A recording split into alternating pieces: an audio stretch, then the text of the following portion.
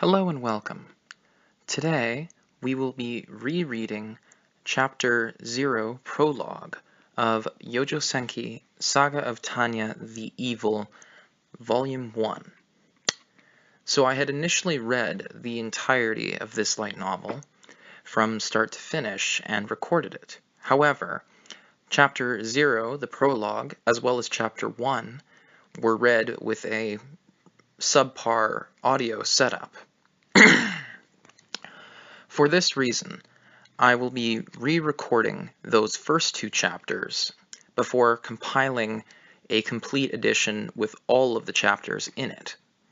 So if you are listening to that completed compilation, please note that Chapter 0, which is this chapter, as well as the following, shall be read far after the initial chapters that preceded it, which you will be listening to after this one. So, beginning with the exterior cover. The front cover shows a picture of our titular character Tanya in a rather imperious art style that I quite enjoy. The title reads The Saga of Tanya the Evil, Volume 1, Deus Lo Volt. Story by Carlo Zen. Illustrations by Shinobu Shinotsuki. Printed and published by Yen Press. On the back of the text, it reads, High above the blood and mud-soaked trenches, a young girl pits herself against army mages in high-stakes aerial duels with bullets, spells, and bayonets. Her name is Tanya Degorachov, and she is the Devil of the Rhine, one of the greatest soldiers the Empire has ever seen. But inside her mind lives a ruthless, calculating ex-salaryman who enjoyed a peaceful life in Japan until he woke up in a war-torn world. Reborn as a destitute orphan girl with nothing to her name but memories of a previous life, Tanya will do whatever it takes to survive, even if she can find it only behind the barrel of a gun. And on the text itself, it says cost US $14, that's $14 US or $18.50 Canadian, ISBN number 978-0316-512-442. Follow us at yenpress.com or via various social media. Okay. The first page contains a map of the world pre-war. I will enclose a photograph of that.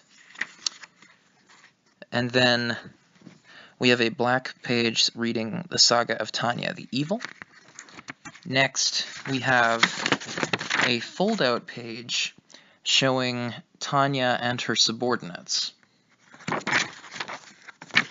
Next, on the back end of that same fold-out page, we have a timeline. Timeline of Tanya Degorachov. 0 months. Born for the second time. 3 months. First memory, being spoon-fed vegetables as, quote, Tanya, dear, unquote. 3 years, 2 months. Begins reading and writing. 5 years, 1 month. Gets in a fight about food at the orphanage. Achieves a peaceful resolution. 7 years, 3 months. Magic aptitude detected, or rather revealed, during a physical at the church's grade school attached to the orphanage. 7 years, 3 months. 7 years, 4 months. Receives a notice about future conscription. 8 years. Enrolls in the Imperial Army Military Academy. 9 years of age.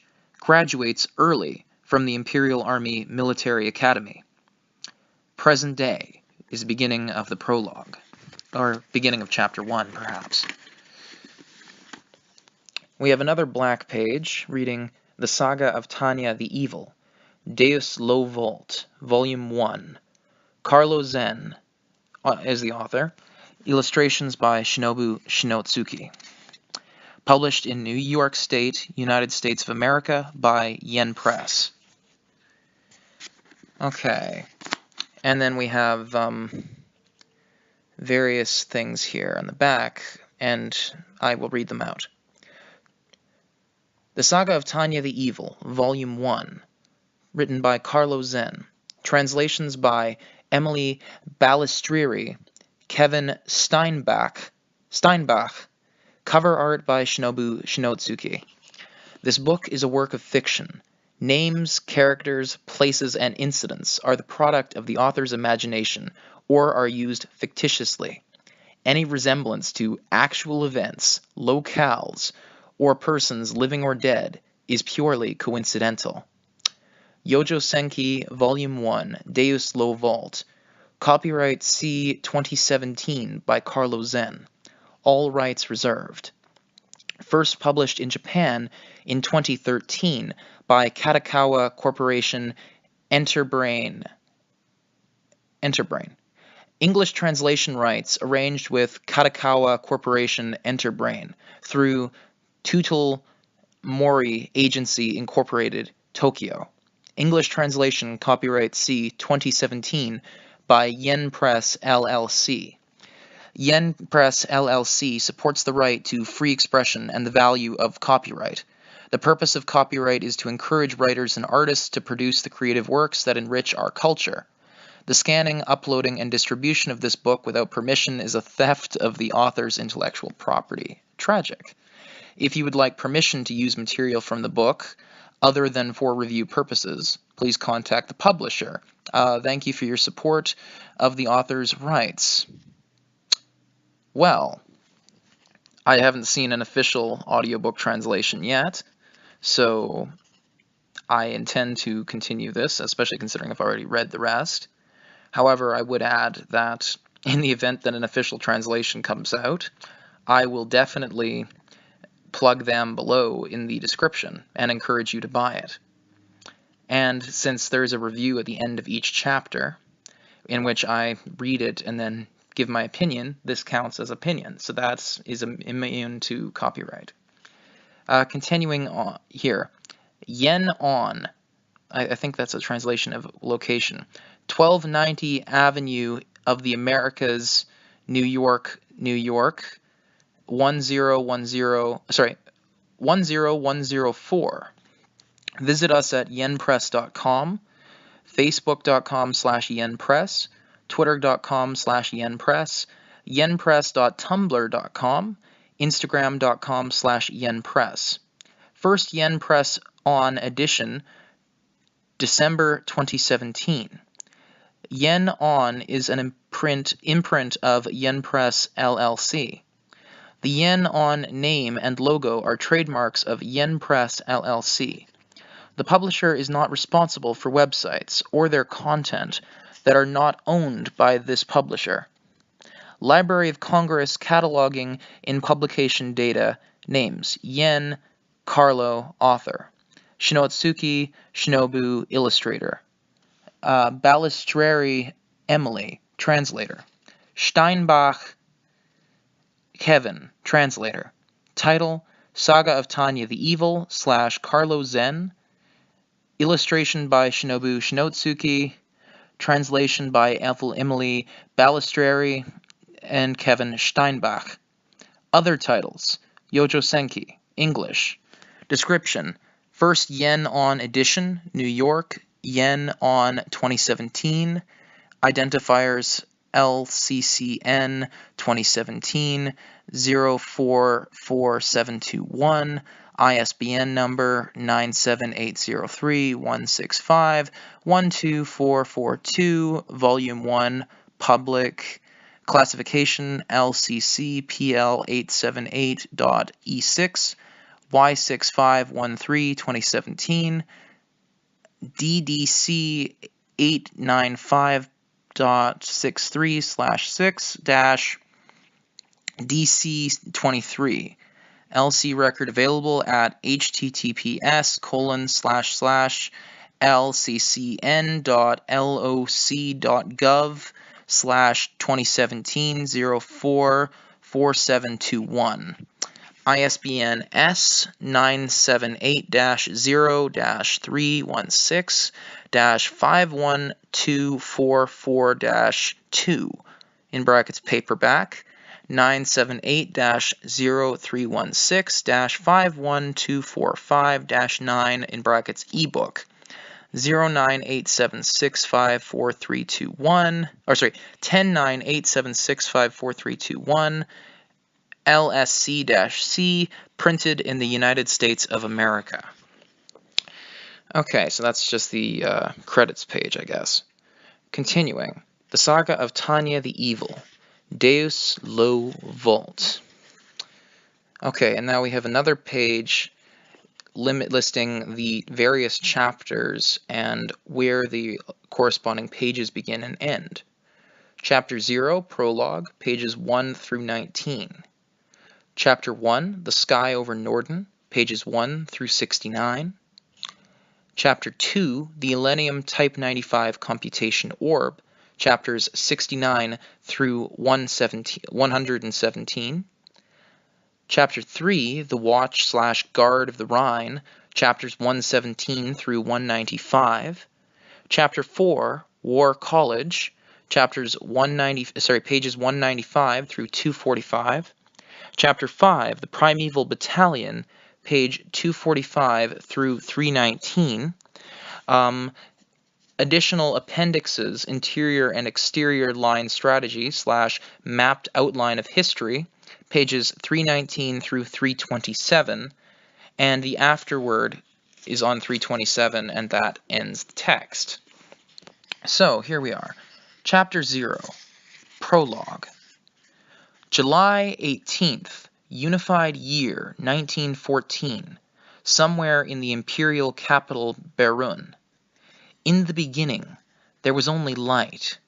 Then came a gentle sensation of floating, a brief repose. There was warmth and a vague restlessness, provoking a desire to lose oneself. Lose oneself? Yes, I've forgotten something. But what could it be? What could I have possibly forgotten? Before a chance to face such questions came along, it suddenly began shivering. A moment later, its mind registered the cold, a chill that pierced the skin. Such was the nature of a newborn babe's first brush with the crisp, raw air outside the womb. Not that there was any time to realize this, but the sudden onslaught of alien yet once familiar sensations caused a panic. At the same time, it began writhing in distress, caught up in a violent struggle to breathe. The pain was nearly unbearable, as the lungs, the entire body, each and every cell, cried out for oxygen. Unable to remain calm enough for rational thought, all it could do was thrash about. The overwhelming, unresponsive senses, ravaged by agony, left no option other than flailing in pain. Strangled by these things, it easily lost consciousness. Fully free of the emotions of a human who hadn't wept in ages, the body sobbed instinctively. Awareness faded, and the concept of self grew muddled. Upon awakening, it saw the ashen sky. The world was blurry. Or perhaps that was due to hazy vision. Everything seemed distorted, as if seen through glasses with the wrong prescription. Despite having been out of touch with human emotions for so long, even it was unsettled by such clouded eyesight. It was impossible to discern even rough shapes. After nearly 3 years of objective time, having finally begun to regain a sense of self, it was struck with utter confusion. What is this? What happened to me?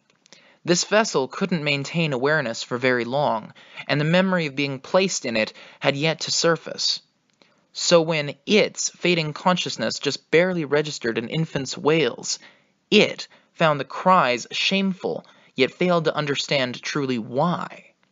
Perhaps mature adults didn't cry, but babies certainly did. Infants were supposed to be protected and given equal opportunities, not despised. Thus, with a deep sense of relief, it relegated the vague shame to a dark corner of its mind, blaming it on the lack of clear consciousness. The next time a hazy sense of comprehension dawned, it was absolutely bewildered. Not surprisingly, if memory served correctly, it should have been on a Yamanote train platform. Yet after coming to, it was somehow inside a massive Western-style stone building, getting its mouth wiped by a nun who seemed to be a nursemaid. It was a hospital. Then a safe assumption, if this was a hospital, then a safe assumption could be made that there had been some sort of accident.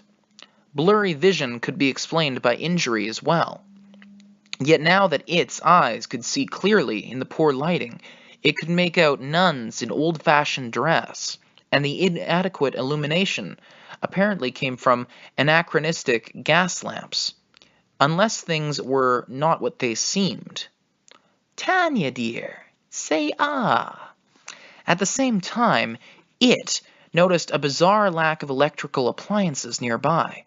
In the civilized society of 2013, here was a room devoid of electronics, yet riddled with items long considered antiques. Are they Mennonites or Amish? But why? What am I doing here with them? "Tanya, dear, Tanya." The situation was a difficult one to grasp. The confusion only deepened. "Come now, won't you open your mouth for me, dear? Tanya." I don't understand. That was precisely the problem. That was why it hadn't noticed the spoon the nun held out. But of course, even if it had, never in a million years would it have dreamed of eating the proffered food. Surely the spoon was meant for this Tanya dear. But while all these thoughts were swirling around, the nun finally lost patience. With a sweet yet stern smile that broke no argument, she stuffed the spoon into its mouth. "You mustn't be picky, dear. Open up." It was a scoop of vegetables that had been stewed into mush. But that single spoonful also thrust the truth at hitherto uncomprehending Tanya.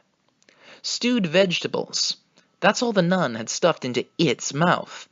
But for the person in question, the action only made things more bewildering. In other words, I am Tanya. Thus, a cry arose from the depths of its soul. Why? August 14th, A.D., that's Anno Domini, in the year of our Lord, 1971, United States of America. On August 14th, 1971, a team of researchers led by Dr. Philip Zimbardo commenced an experiment under a grant received from the United States Department of the Navy's Research Institute, the Office of Naval Research, known as the ONR, that's the acronym for it. The planned duration was a mere 2 weeks. Its objective was to collect rudimentary data on an issue with Marine Corps prisons that the Navy was also facing. The participants recruited for this experiment were normal college students of sound mind and body. On the second day, however, the team ran into a serious ethical problem. Not only did those who had been assigned to be guards verbally abuse and degrade the ones in the prisoner role, despite the prohibition of such behavior, but also acts of physical violence had become increasingly prevalent. As a result, the team was forced to discontinue the trial only 6 days after it had begun. This later became known as the Stanford Prison Experiment. Ironically enough, notwithstanding the pitfalls of the project's dubious morality, the results were replete with implications for the field of psychology. Along with its predecessor, the Milgram experiment, the Stanford Prison Experiment demonstrated something fundamental about human nature. In an isolated space, individuals would submit to power and authority, while those in dominant positions would wield it without restriction. Analysis of this phenomenon, known as obedience to authority, yielded shocking results. Surprisingly, this deference had nothing to do with a person's rationality, sensibility, or personality, but was instead the product of remarkable de-individuation triggered by the assignment of roles. In other words, the two experiments demonstrated that human behavior was dependent on environment. To put it in extreme terms, the results indicated that anyone could have worked as a guard at Auschwitz, regardless of their individual disposition or moral character. In the end, environment played a larger role defining an individual than personal traits. When he learned in university that humans were that sort of creature, it felt right rather than wrong. Surely, everyone learns as part of compulsory education in elementary school that all people are born equal. Children are taught that they are all equally unique and irreplaceable. But it isn't hard to find disparities that contradict those familiar maxims. Why is the kid sitting in front taller than me? Why are some of my classmates good at dodgeball and others aren't? Why can't the kid next to me solve such a simple problem? Why can't the kids in the back be quiet when the teacher's talking? But in an elementary school environment, children are expected to be good. They are told that everyone is different yet special. They are terrified that if they don't follow etiquette, they will be bad, and to be good kids, and so good kids, strive to avoid becoming bad. By the time they begin attending cram schools to prepare for entrance exams, the good kids secretly look down on the bad kids and make a point of avoiding them. They will enter a good junior high, followed by a respectable high school, and then a prestigious university. These people are on the fast track, doing their level best within the rules and regulations presented to them. In order to remain good in that environment, students have to do exactly as they are told and always meet everyone's expectations. Just as they are told, they spend day after day hunched over textbooks and reference books, competing with classmates for grades. As they lead such a life, those engaged in the fierce battle of college entrance exams come to view idlers as losers. Within an environment where grades determine everything, it's only natural for high achievers to hold poor students in contempt.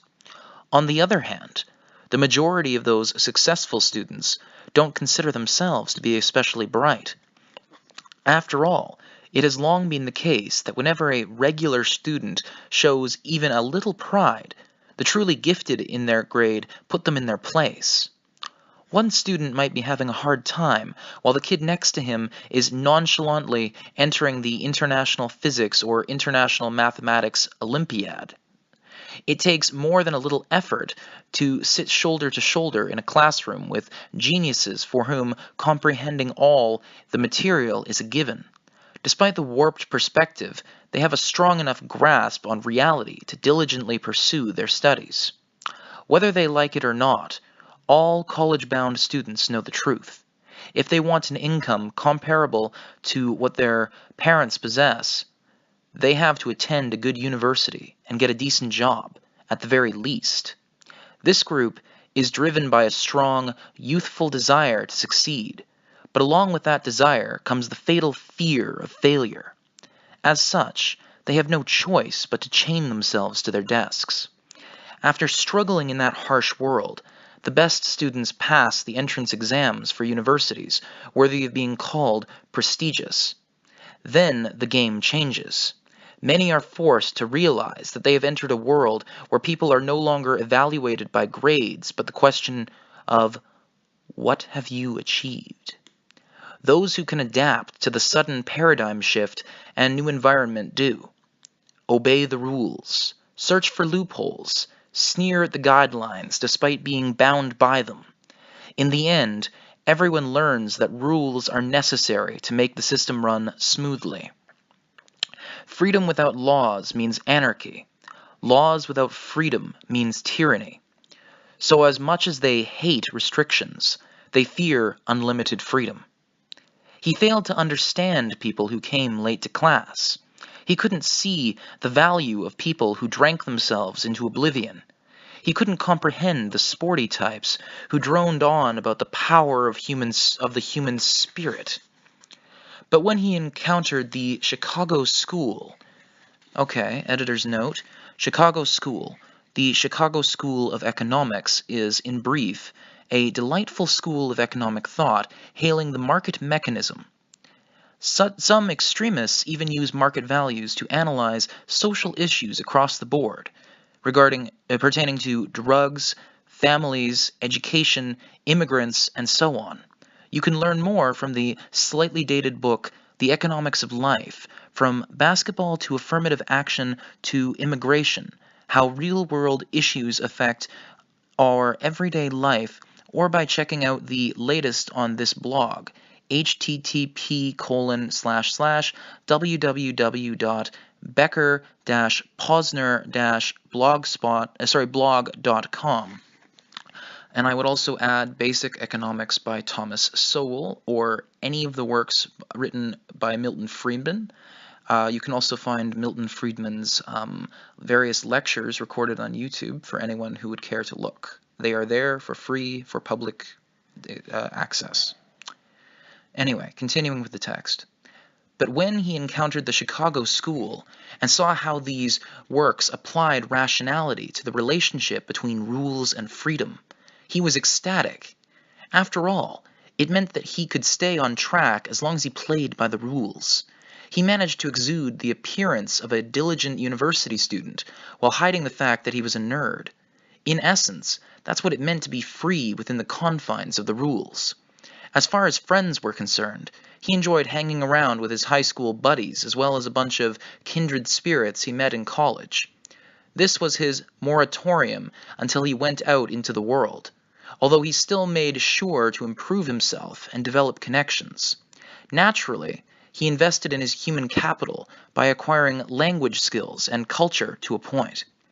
That, plus his educational background, according to the theory of signaling, would project society's ideal of a good college student. Surprisingly, what people like him needed wasn't actually raw talent. The most important thing was looking good on paper. In other words, recruiters preferred someone who passed the company's exam with flying colors, came from a prestigious school, and was a familiar face to the interviewers. It was for precisely that reason that the headwind of the recession's employment slump didn't particularly blow against him. After all, he was on his mark at a different starting line compared to everyone else. In truth, he had the advantage. This contest was completely rigged from the start. From the get-go, it was only natural to visit alumni who came from the same alma mater. In fact, he'd gone so far as to accept invitations to grab a few drinks with the recruiters from Human Resources. Now, just imagine if someone on the employment side attended the same junior and senior high, or was a graduate of his college. They would offer guidance about what qualities recruiters looked for at such and such a company, and how to present himself in the interviews. As long as he combined his various connections and did decently in the interviews, he would have nothing to worry about. If he wasn't too picky, he could get a job that put food on the table for sure. By obediently doing whatever he was told, he became a societal gear that performed well at a steady pace. Somewhere along the line, he began to view himself as a mature adult in that work setting. Job satisfaction, individuality, creativity, he was but a cog in the machine of society, and he could assert that the content of his work didn't matter as long as he received fair compensation. From the company's perspective, the ideal employee was required to complete assignments promptly while maintaining a level of quality appropriate to their salary. Adhering to the company's philosophy in all things, the ideal employee would take initiative and search for ways to turn a profit. It wasn't terribly difficult for him to adapt to life as a corporate slave. A slave to corporate logic. Heartless, robotic, callous, impersonal, concerns of that nature only troubled him in the very beginning. He was terrified of people who howled ingloriously or resorted to violence. It wasn't possible for him to comprehend such disgraceful behavior. But with time, he acclimated. It was just like school. Humans are creatures designed to adapt to change. When it comes down to it, conforming to the environment means assuming one's assigned role. A guard acts like a guard, and a prisoner acts like a prisoner. The days passed uneventfully, alternating between work and hobbies. Naturally, work progressed efficiently. Following company directives and avoiding mistakes as much as possible were important to not let work cut into precious free time. Consequently, by the time he entered his 30s, he not only was close to matching his parents' income, but also had most definitely gotten onto the promotion track. He was highly regarded for his devotion to the company and loyalty to the executives, and he climbed the advancement ladder in the human resources department. He even received a Touchstone Award as a section manager. Yes, that's right. I have an important job. I had an important job. There is absolutely no reason, none whatsoever, for none to stuff a spoonful of boiled vegetables down my throat. I am being quite the gentleman, not even screaming at the top of my lungs to demand what right you have to call me Tanya, dear. Growing impatient, he attempted to stand in order to launch his "why me" tirade. That was when it hit him. His head throbbed as unpleasant memories suddenly surfaced. February 22nd, 2013 AD, Tokyo, Japan. Why? Why me? Why? It's obviously because your cost performance is abysmal. On top of that, you've been absent quite a lot. And as another nail in the coffin, I have a report from your direct supervisor claiming that you've taken out multiple cash advance loans of who knows how much. Plus, you adamantly refuse to see the occupational physician at every turn. In conclusion, it's clear that you are becoming a costly employee. More importantly, we can't have you causing some sort of scandal and marring the company's good name. I'd love to ask you, is there any reason we should keep you on board? But due to certain laws, I must conceal such sentiments deep within my heart and respond with as much tact as possible. You've already failed to complete your PIP twice.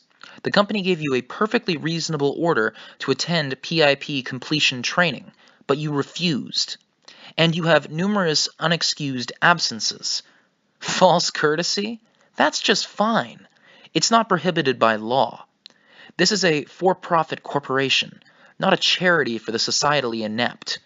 That said, as you've contributed to our company for such a long time, I believe a voluntary resignation, rather than a disciplinary dismissal, would better serve both of our interests. While this may be a huge waste of my time, it's still part of the job description. I've never had to go on client visits before. How the hell does that count as training? It combats deteriorating work results by helping supervisors understand sales representatives and find ways to improve their managerial practices. With that in mind, we felt it was necessary for you to undergo this training. Even if all in a day's work, this is still tiring. It's an utter pain to deal with this endless parade of weeping and wailing employees who try to cling to us. If you think crying will change things, go for it. In some parts of the business world, that's a valid tactic. But if you think it'll work after calling me things like a heartless monster, boss's pet, or cyborg, you got another thing coming. I've always known that I wasn't the best, unable to compete with the geniuses, and unable to match the gifted through hard work and dedication. My personality has grown utterly warped. I'm a mess of convoluted complexes. Truly benevolent people are awe-inspiring. As far as hypocrisy is concerned, I have what society as a whole deems to be a healthy level. But knowing I'm insincere makes me scoff all the more. Despite being self-aware about this, how ghastly I am, I still harbor the arrogant belief that I'm superior to the inept fool wailing before me. At least as far as cost performance is concerned, I've maintained superior results. So even though restructuring departments assigned for consolidation through layoffs is a pain, I take the job seriously. From here, I should shoot straight up the ladder and land in the chair for Director of Human Resources. My life should have been fairly smooth sailing. Should have been. After reflecting to that point, a rather unpleasant event resurfaces in my memory. It's said that humans are political animals by nature, but apparently the type of humans who get pink slips are animals who prioritize primal emotions over logic or commonly accepted taboos. When you get down to it, aren't there more people who, unlike the good academic elite, are willing to act out their impulses? Are willing to act out their impulses? The director specifically warned me to watch my back in this situation, but I couldn't see what he was getting at. Wham! Something slams into me unexpectedly. I fall from the platform in bizarre slow motion. The moment I see the train, my consciousness cuts off. When I wake up, I encounter an unspeakable injustice. Are you really living creatures of flesh and blood? Sorry, who are you? An elderly man, taken straight out of a cookie-cutter novel, heaves a heavy sigh as he observes me. It has to be one of 3 possible explanations. 1.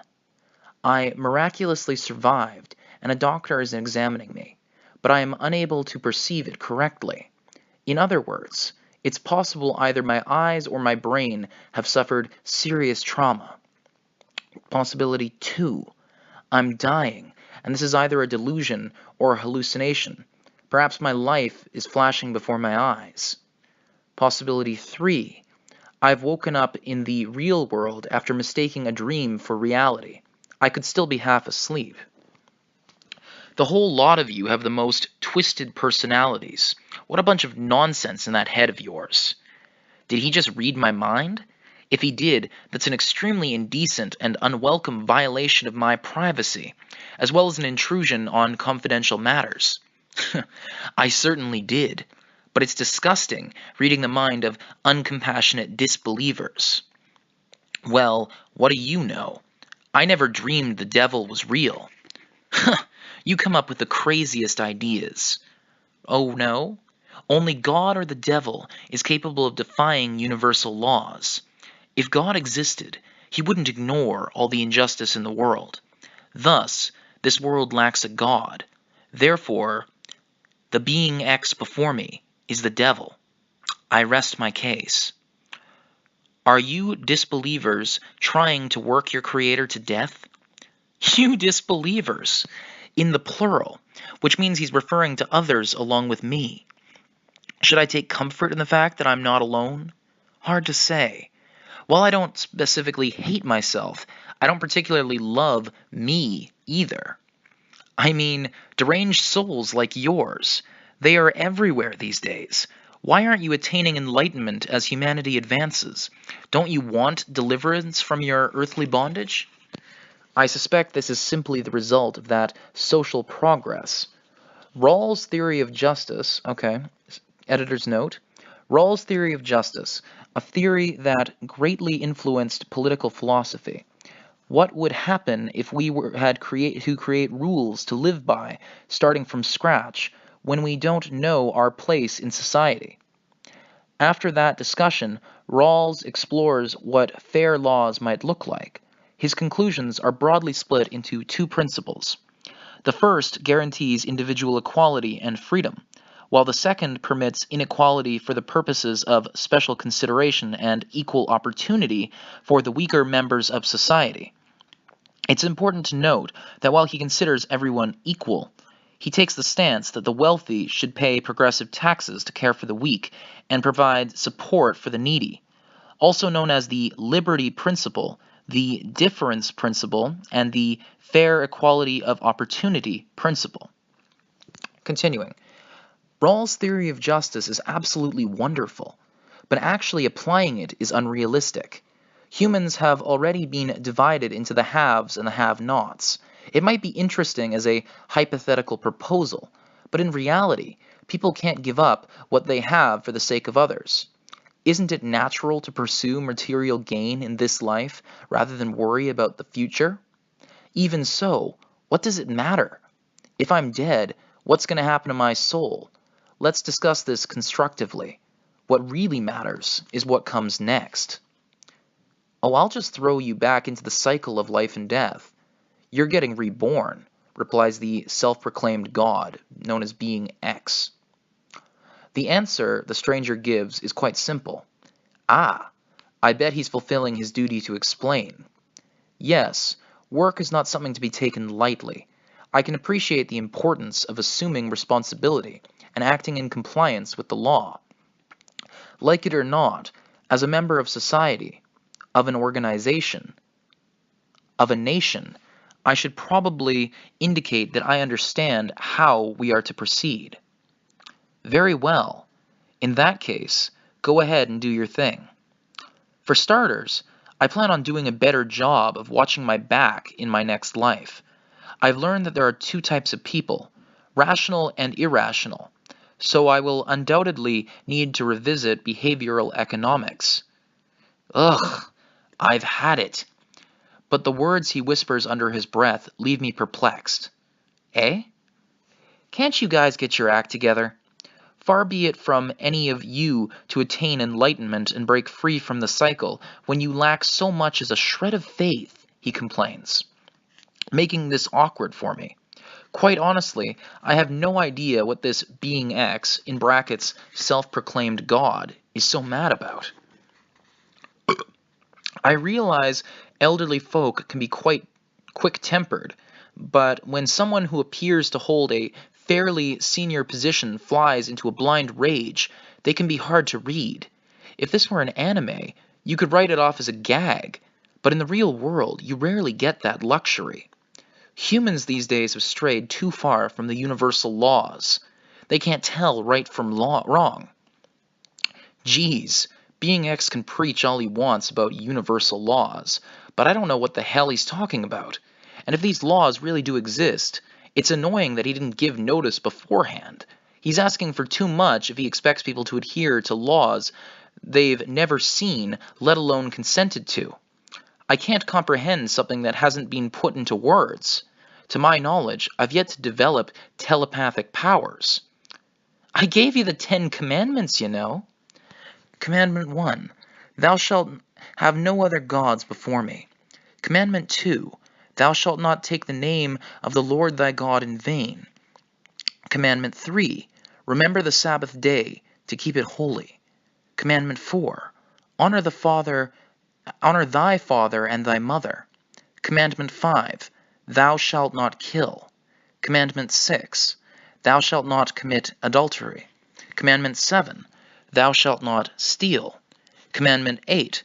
Thou shalt not bear false witness against thy neighbor. Commandment 9. Thou shalt not covet thy neighbor's wife. Commandment 10. Thou shalt not covet thy neighbor's property. The commandments suddenly flow into my mind via telepathy or something similar. But, well, damn. See, I was born in a polytheistic region of the world, where we are used to letting things slide as religious tolerance. So I'm honestly not sure how to react to someone bringing up the 10 Commandments. For the record, I happen to honor my parents, and I've never killed anyone. At least not yet. But I am biologically male. Certain sexual instincts are programmed into me. I can't do anything about those. It'd be another story if I had handled the programming, but I didn't. Ah, I'll regret that one as long as I live. Just how long does God live? I'm mildly intrigued. if only from a purely academic perspective. Unsurprising, given my inquisitiveness and curiosity. I've never fought the desire or impulse to murder anyone. Sure, it's refreshing whenever I nail a headshot in an FPS, that's first-person shooter, but that doesn't make me any more bloodthirsty than the next guy. I'm pro-animal rights. I'm pretty sure that, at the very least, I've taken posters to support a movement trying to decrease the catch-and-kill programs of various shelters. So you didn't dirty your hands, but you still derived pleasure from the act of killing, now didn't you? I've never stolen anything, borne false witness against another, or had the joy of winning a married woman's heart. Above all else, I've gone through life as an upright, honest person. I fulfilled my duties at work and adhered to the law, and I can't recall ever actively defying the prescribed conduct for a human being. If I had been sent to war, maybe I would have received a revelation from God while parachuting that I should dedicate my life to farming shrimp. Unfortunately, my experience serving in the military was limited to online games. Well, have it your way. If you won't repent, I'll have no choice but to impose a fitting punishment upon you. I'd like to think these false accusations can only go so far. And why me? But as a rule of thumb, I know it's never wise to let things pan out on their own. Now wait a moment, if you will. Stuff it. We're done talking. I wish you wouldn't lose your temper.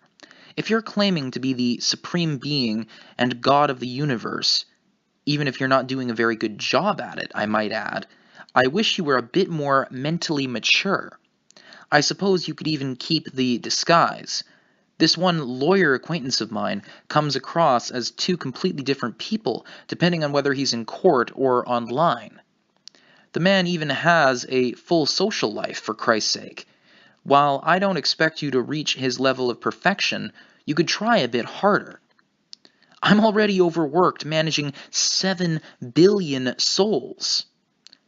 Now, the Bible says, "Be fruitful and multiply and fill the earth." Admittedly, my knowledge of the matter is somewhat limited, but I'm fairly certain mankind has been faithfully obeying this doctrine. I can just see Malthus turning in his grave. That's Thomas Malthus, the guy who basically predicted that human society would grow like rats and then we would all die because we'd run out of resources. You might say that mankind has multiplied too much. If you're going to work in administration, I wish you'd keep track of the orders you issue. Hopefully, you won't get fired after losing the respect of all your subordinates.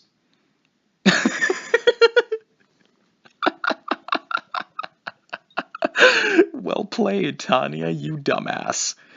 At any rate, seeing as you're the administrator, you should take full responsibility for what you have said. All I ever get are you skeptics without a speck of faith. You're putting me in the red. Honestly, isn't that a flaw in your business model? What fault of mine is that? I wouldn't take this from someone who broke his contract. Aren't you guys the ones who wanted a shot at enlightenment in the first place? You can't expect me to know that unless you notify me. That's what I really think. It's common sense to send important documents through certified mail. And really, a contract should be handed over in person. It would have been nice if you had left the contract on a permanent medium too. You bowed before the laws of God, you know. The scientific advances these days are almost magical in themselves. Overdeveloped science is practically magic. Hooray for natural science. All is right in the world. In our society of abundance, neither a sense of crisis nor devotion will spread without an impending threat. That's why we desperately cling to things. Unless driven into a corner, people won't cling to religion. So, in other words, it's like that, huh? You know what I'm saying? You say I know, but I'm afraid I don't until you tell me. There's nothing to be done for the increasingly flippant way I am treating being X, but not being able to have a conversation is truly frustrating. What can we do about that? At this point, if there were some sort of interpreter device, I'd hire them without too much concern for the fee. You are driven by lust, your lack of faith, and you don't fear your creator. Furthermore, you can't find a moral fiber in your entire body. Objection! I want to shout. I'm not that bad, really. Based on moral and social norms of the day, I'm not nearly as horrible as you make me out to be. Spare me your theatrics. You're all the same. Or we wouldn't turn around and repeat this song and dance every time one of you is reborn. Like I said before, the real problem here is overpopulation, or at the very least, it has to do with our lengthening lifespans. There's this thing called average life expectancy, you know. Yes, of course, there's also Malthus's An Essay on the Principles of Population. You haven't read it? The way we multiply like rats. You must have your hands full. It's not as though we're doing anything in particular, mind you. I believe a simple analysis will show that your business model is flawed. If the number of believers increases along with the population, things would be fine. Yeah, so there's the flaw in your business model. All I can say is that you did a sloppy job psychoanalyzing your consumer base. That's a structural mistake from back in the planning stages. So in your case, you don't believe it's because you were male, living in a world of science, ignorant of war, and unthreatened? Huh? What? I think I might have screwed up. Okay now, let's calm down. Right now, being X is as dangerous as a director of human resources was during that mess when another company poached a bunch of our veteran engineers. I understand the situation perfectly, and I've already considered how best to deal with it. So if I remedied that, then even the likes of you would awaken to faith. Aren't you jumping to conclusions? Why don't you calm down? I'll admit, I said that underdeveloped science has clouded faith, but God, please, calm down. That's right, relax. If we could feel the grace of the Lord, that would solve everything. If we could feel the grace of the Lord, that would solve everything. Oh, but of course I understand. I know all too well how graciously you watched over us, as you were guiding me right now. Yes, I fully understand. So would you be so kind as to lower your hand? And, might I add, I'm afraid that the part about how I'm ignorant of war was a misunderstanding. Oh, groveling won't get you anywhere now. Wait, my lord, please. Remember that neither magic nor miracles have been proven real in our world. Anyone who claims to have seen a miracle smells fishier than a fish market. Same with your existence. And for another thing, it doesn't matter whether you're male or female. It's obvious that both genders have sexual desire. Enough already. You've made your case. In any case, anyway, I'm gonna try this out. Excuse me? I'm gonna test this on you. So yeah, that about sums up the memory, and I wish I could forget it. Thus ends Chapter 0, Prologue. But before that, there was an editor's note, which I may or may not have already read, on the subject of Thomas Malthus and his essay on the principles of population. It states simply, Mr. Thomas Robert Malthus's classic masterpiece on demography. According to his theory, populations grow geometrically, but the food supply, which is to say resources to sustain life, only grows arithmetically. In other words, it's a brutal and blunt theory stating that mankind will quickly expand until all usable resources are stretched to their limits. Even without God's decree to multiply, our population would always increase to barely sustainable levels. It's a terrifying concept, yet surprisingly, it cannot be ignored. So that was a quotation which I may have missed, the editor's note. And I would like to add to that, Malthus was only partially correct. His premise that humanity would, like rats, expand in perpetuity until we basically run out of resources has not come to pass, because fundamentally what he failed to calculate for was technological change. Basically, in a market, yes, there are limited resources. However, technology can increase the amount of resources available or make it so that existing resources can be used more efficiently. And it is for that reason that Malthus was wrong. Now, with that said, this was actually tested in an experiment which this text is actually previously cited, in which a scientist basically gathered together a lab and he built a mouse, paradise, basically. And he gave them everything they could possibly need, and sure enough, they bred like mad.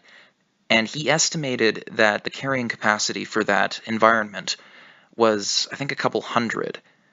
And in the end, it only got to about 2/3 of his predicted carrying capacity, because even though the resources were still there, the psychological strain of having so many animals in such a small space led to bizarre and perverse behavior. The female mice stopped having kids or committing infanticide and basically killing their kids and sometimes eating them.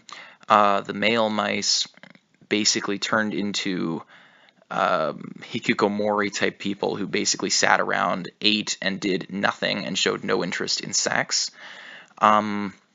Various gangland style mice at some point basically decided to expand their territory for not any real rational reason, not because they needed the resources, but because they just wanted more space. And so they ended up killing each other off, and eventually the entire colony died without ever reaching its existing predicted carrying capacity. Which just goes to show you, yeah, you can't fill the Earth with people and expect them to actually reach that full capacity of what could be, because psychologically, lower IQ creatures can't bear it, and people not necessarily either. Anyway, Chapter 1 will begin shortly. Thank you for joining us, and have a wonderful day. God bless. Auf Wiedersehen.